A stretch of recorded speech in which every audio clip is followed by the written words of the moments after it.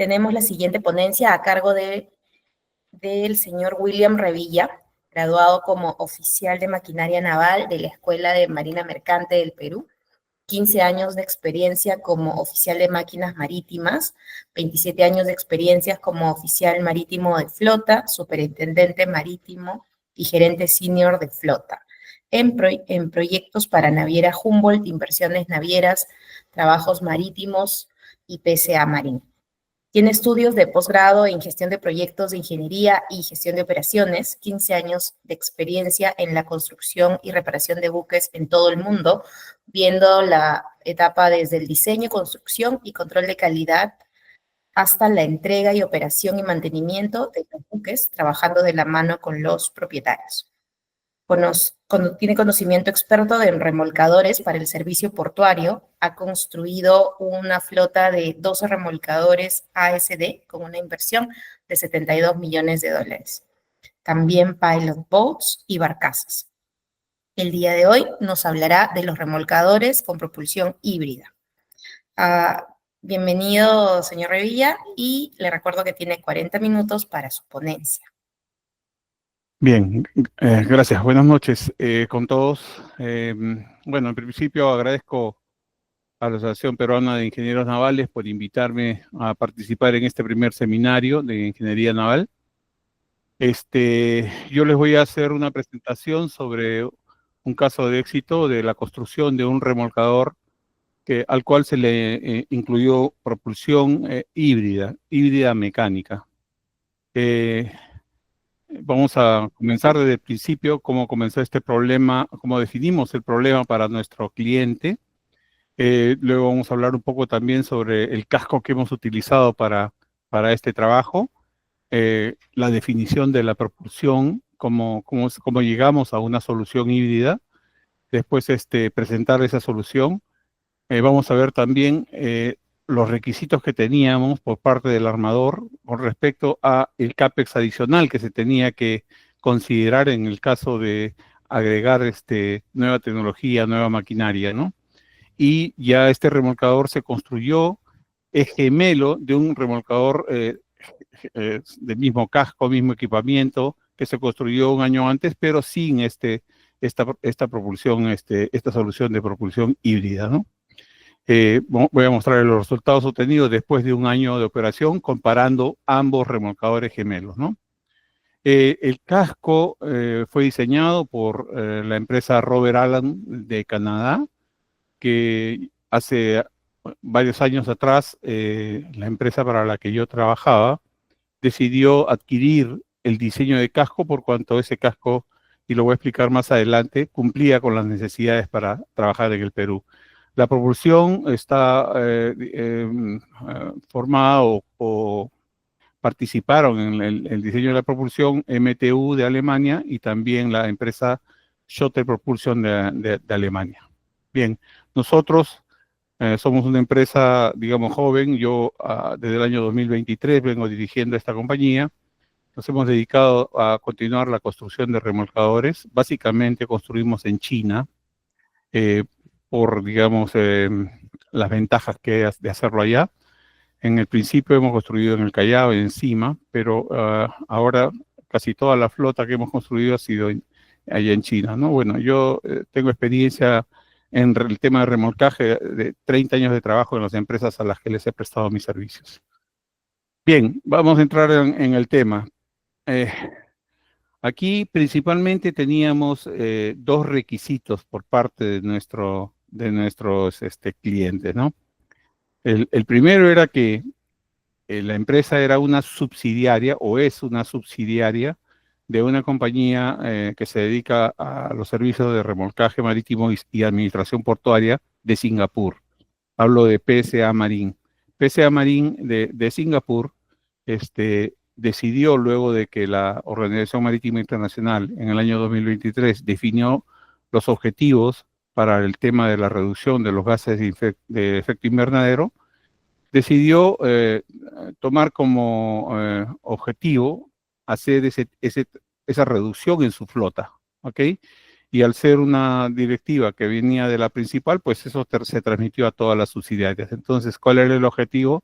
alcanzar una reducción del 40% de las emisiones en nuestra actividad marítima para el año 2030 y posteriormente los otros objetivos también que se trazaron en la OMI, ¿no?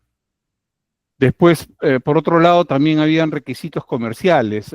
Las compañías mineras que eran clientes de la empresa que proveía estos servicios básicos portuarios, exigían, porque también ellos pues exportan sus minerales al extranjero y sus clientes en el extranjero les piden qué están haciendo ustedes con respecto a la reducción de emisiones que ocasionan el efecto invernadero, ¿no? Entonces ellos nos pidieron a nosotros, a los proveedores, bueno, ¿qué están haciendo ustedes también? Entonces teníamos ya presión, tanto por la parte de los principales, de la oficina principal en Singapur, como también por los clientes. Por otro lado, eh, debido a que es un ambiente de trabajo muy competitivo, había unas limitaciones sobre el monto de la inversión.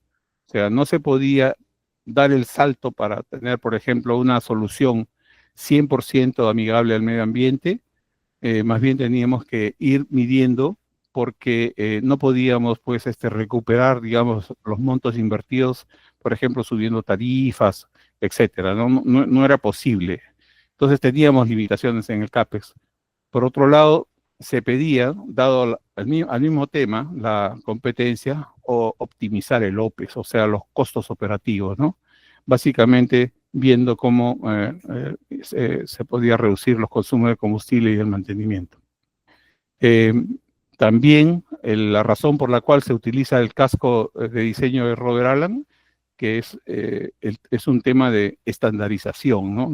La empresa decidió ya en el año 2015 estandarizar los modelos de casco, de manera que obviamente teniendo los mismos cascos, teniendo la misma maquinaria, la misma disposición, era fácil que los tripulantes se puedan familiarizar con cada embarcación y podían pues moverse de un puerto a otro con mayor facilidad, ¿no? También por otro lado, sabemos que en el Perú, digamos, la oferta de trabajadores calificados no es muy alta, entonces la instalación que podríamos optar por diseñar o por incluir no tenía que ser de mucha complejidad. Entonces, comenzamos esta análisis. Primero que nada, nos dimos cuenta que era necesario ver el perfil de operación, es decir, cómo los armadores utilizaban sus remolcadores. O sea, necesitábamos determinar cuál era la relación entre el tiempo en tránsito versus el tiempo en maniobra.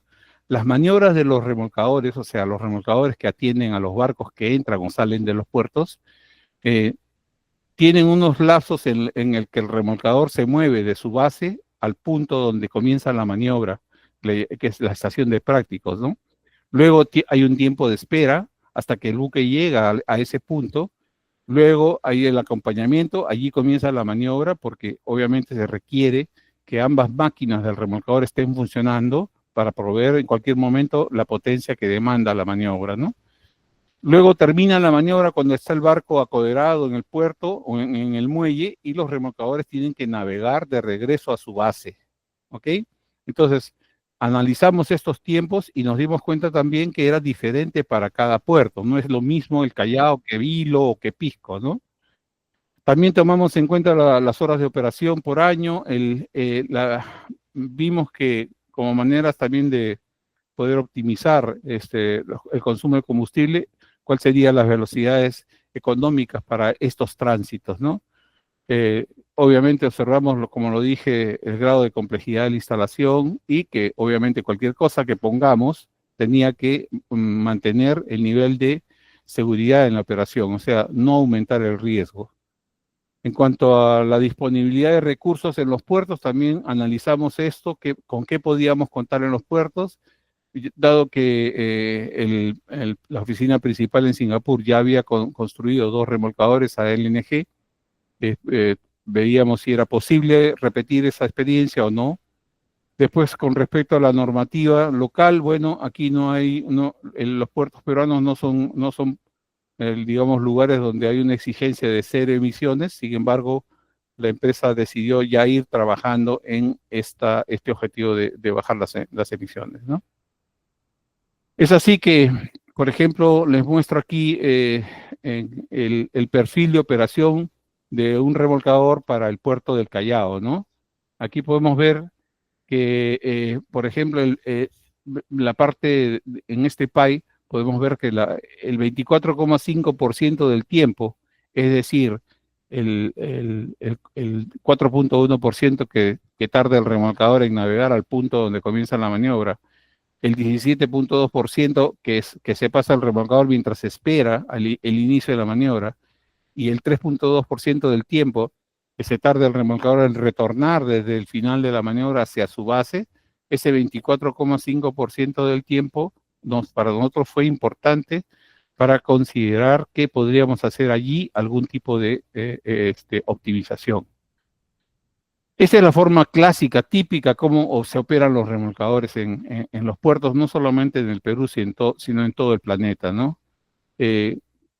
Los remolcadores se pueden diseñar, por ejemplo, para una potencia, por una fuerza de Bollard Pull por decir 70 toneladas, como fue este caso, pero solo el 2,8% del tiempo se demanda para que el remolcador provea toda esa potencia, ¿no? El 27,9% del tiempo es a media potencia y el 45,7% del tiempo es a baja potencia, ¿no? O sea, prácticamente la demanda de potencia del remolcador es muy baja, ¿no? Bien, entonces nosotros decidimos, como les dije, por temas de estandarización, continuar utilizando el casco que se le compró a Robert Allen de Canadá, que es el diseño del casco Rampart 2400W, ¿no? Que consideramos que este era el casco ideal para trabajar en los puertos peruanos, ¿no? Este es un remolcador compacto, ¿no? Su eslora es de 24 metros 40, manga de 11 metros 25 y el puntal de 4 metros 37. Hay que considerar que la hélice azimutal sobresale de la base, de la línea base, aproximadamente 1 metro, ¿no? Entonces, bien, este remolcador se diseñó para un Bollard Pull de 70 toneladas, ese era el requerimiento, ¿no? Siempre nosotros en la construcción de remolcadores mantenemos un TRB por debajo de 400 toneladas, es decir, no queremos entrar en mucho más requisitos que nos traen, digamos, las normas de la OMI, ¿no? La tripulación está diseñada para 6 tripulantes con un máximo de 10, que es la tripulación estándar. Un remolcador estándar se mueve con 3 tripulantes, ¿no? Y la clasificación, que también es estándar, porque hay un convenio con el American Bureau of Shipping, que es la clasificadora escogida. Bueno, pues ahí pueden ver la notación de clase que tienen estos remolcadores, donde hay casco y maquinaria construida y instalada bajo supervisión del clasificador, el equipo también. Se le incluyó los diques de larga duración, o sea, diques cada 5 años, por eso se le incluyó la notación UWIL, y también la máquina desatendida, dado que es una tripulación pequeña, 3 personas, la máquina es desatendida, ¿no? Ahora, el remolcador tiene capacidad para combatir incendios exteriores con la notación de clase Firefighting 1, es decir, tiene 2 cañones para combatir incendios en el exterior de cada uno provee 1.200 metros cúbicos por hora de agua, ¿no? Y bueno, las anclas son de poco peso porque son de diseño de mejor agarre, como son las anclas Danforth o las Flipper Delta, ¿no? Bueno, el Bollard Pull 70 toneladas. Entonces, pasamos a evaluar cuáles eran las posibilidades de propulsión. Y básicamente empezamos a trabajar con uno de los proveedores que ya la empresa disponía, que es Schottel, ¿no? Schottel Propulsión de Alemania, ¿no? Schottel tenía 3 tipos de propulsión. Tenía la propulsión híbrida mecánica, SideDrive M, la propulsión híbrida eléctrica, SideDrive E, y la propulsión 100% eléctrica, ¿no? Ahí en el cuadro o en la imagen podemos ver que en cuanto a simplicidad en la instalación, es decir, que no era compleja, la instalación SideDrive mecánica, SideDrive M, era la más óptima, ¿no? La que mejor se recomendaba. En cuanto a ser ecoamigable, por supuesto, la instalación 100% eléctrica era la mucho mejor, se disminuía mucho mejor el tema de las emisiones. Y en cuanto al CAPEX, el más óptimo era también la instalación mecánica, ¿no? Era el que mejor, digamos, el que menos inversión iba a requerir. Así que la decisión fue instalar una opción híbrida mecánica, ¿no? Entonces, la opción híbrida mecánica, como se muestra en la figura, simplemente se trata de conectar los dos propulsores mediante una unión mecánica, ¿no?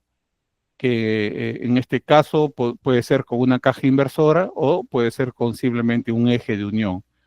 Obviamente, ambos cabezales de la propulsión tienen dos entradas, ¿no? La entrada principal del motor y una entrada que puede compartir con el otro propulsor.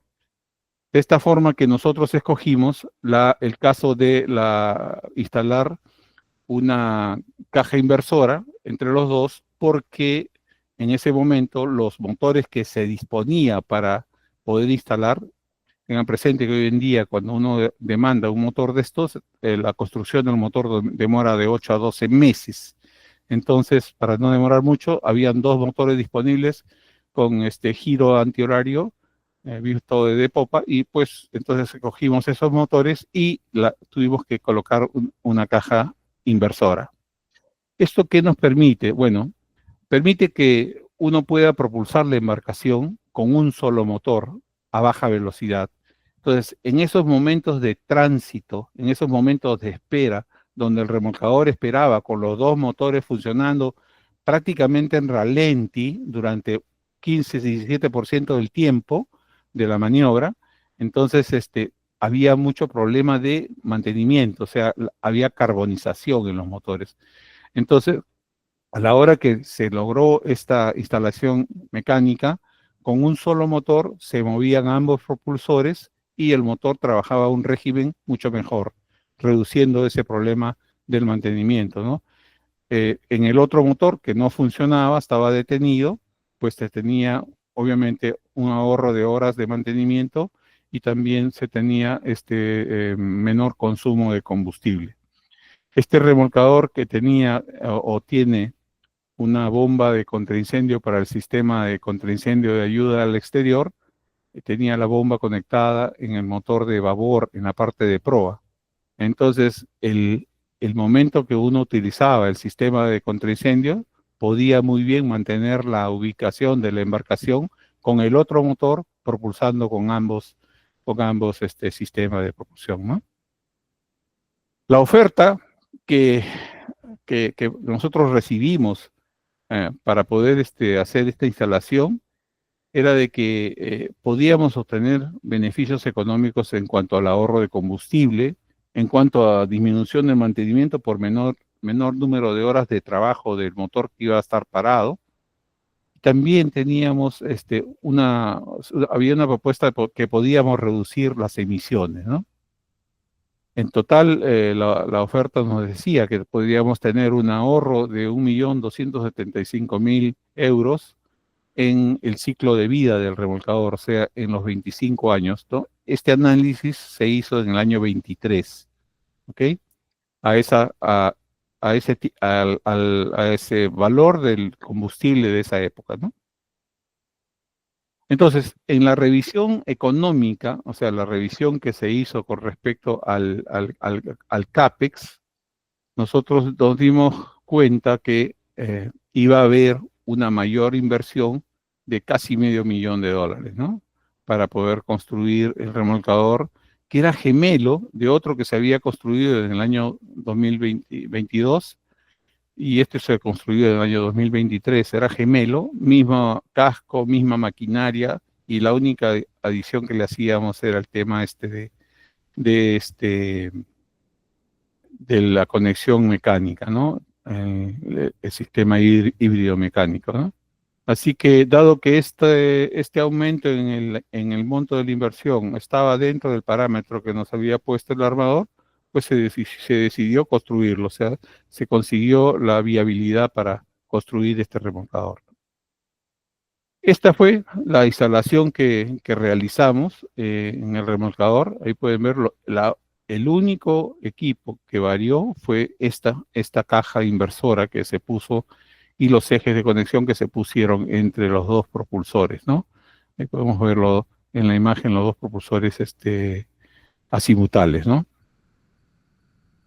Este es el remolcador navegando en la fecha de prueba de mar, desempeñándose perfectamente, y después se trajo el remolcador hasta el Callao, porque esto se construyó en China, y el remolcador vino navegando, o sea, vino navegando desde China hasta el Callao, ¿no?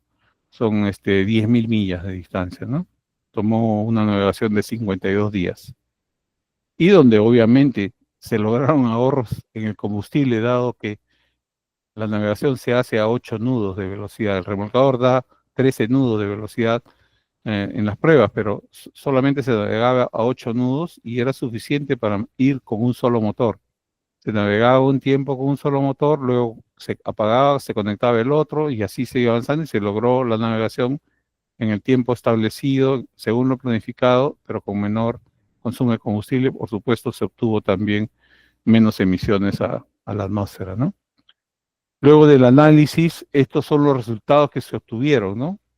Pueden ver en la parte baja, por ejemplo, que se lograron costos en el año de $80.000 en un año, lo cual nos confirma que la inversión adicional se iba a retornar, o sea, en 6 años, ¿no? Y en cuanto a los temas de emisiones, el cálculo real comparado con el otro remolcador es del 27% menos de emisiones, ¿no? Hay que aclarar que ambos remolcadores uno trabajaba en el puerto del Callao y el otro trabajaba en el puerto de Hilo. Por lo tanto, la comparación se hace por maniobra, ¿no? Por maniobra. Se puede ver ahí que incluso en el puerto de Hilo las maniobras demoraban 2 horas con 36 minutos, ¿no?